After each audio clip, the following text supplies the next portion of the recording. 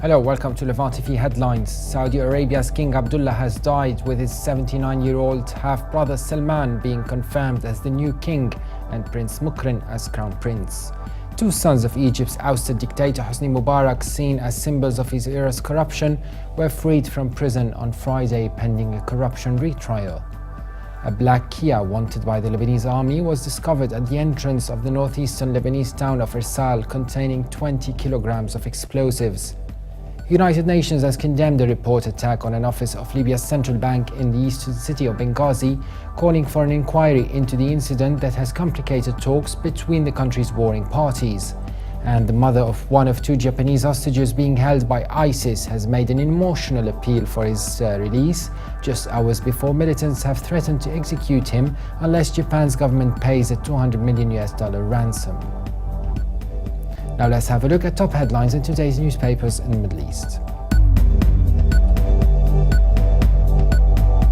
Starting from the UAE, the Khalij Times leads reporting that United States Secretary of State John Kerry said Iraq and its international partners have made significant gains in the fight against ISIS, killing thousands of the group's fighters and 50% of its leadership.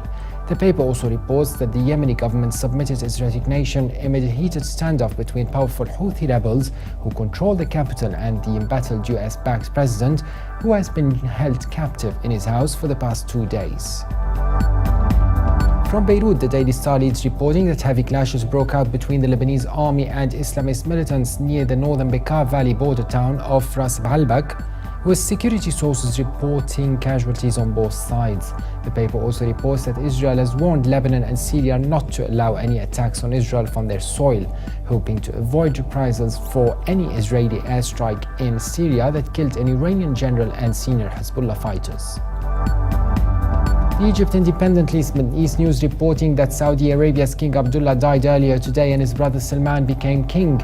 The paper also reports that Al-Azhar University professor Mahmoud Shaban was moved from prison on Wednesday to the Al-Qasr Al-Aini hospital to undergo tests.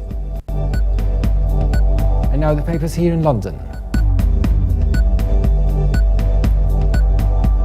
The Guardian leads Middle East News reporting that relations between President Barack Obama and Israeli Prime Minister Benjamin Netanyahu neared a new low as the White House revealed the president would not meet the Israeli Prime Minister when he visits Republican leaders of Congress in March.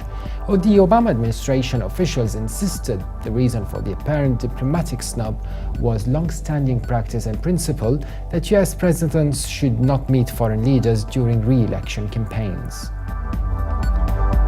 The Telegraph leads its Middle East news reporting that Charles, the Prince of Wales, is expected to fly to Saudi Arabia to pay his respects to the late King Abdullah later today, as Clarence House officials are understood to be urgently working on transport arrangements to get the prince to Riyadh.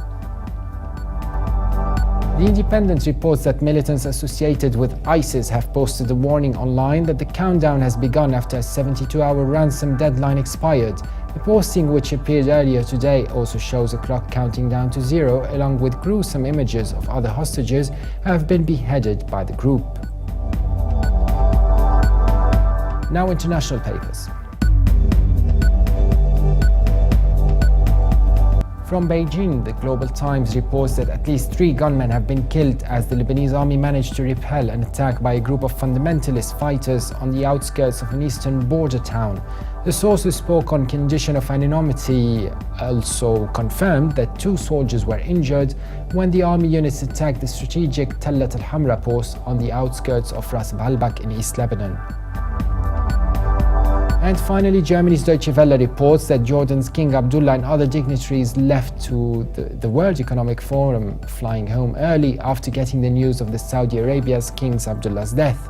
Turkish President Recep Tayyip Erdogan has postponed his planned trip to Somalia to attend the funeral, and even regional rival Iran has offered condolences to the people and government of Saudi Arabia and announced that Foreign Minister Mohammad Javad Zarif would travel to Riyadh.